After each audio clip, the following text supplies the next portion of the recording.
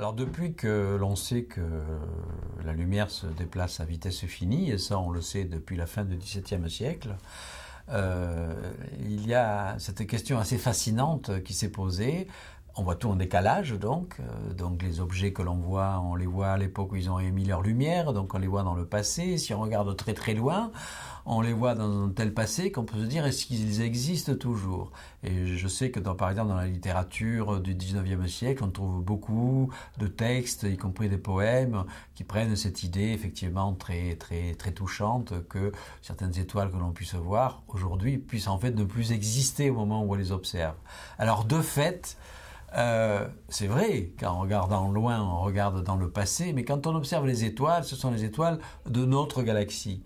Et les étoiles de notre galaxie vivent extrêmement longtemps. La durée de vie moyenne des étoiles, c'est plusieurs milliards d'années. Or, on les voit à quelques années-lumière ou à quelques centaines d'années-lumière grand maximum. Et donc là, les décalages temporels sont très faibles et on peut dire que ces étoiles existent toujours au moment où on les voit.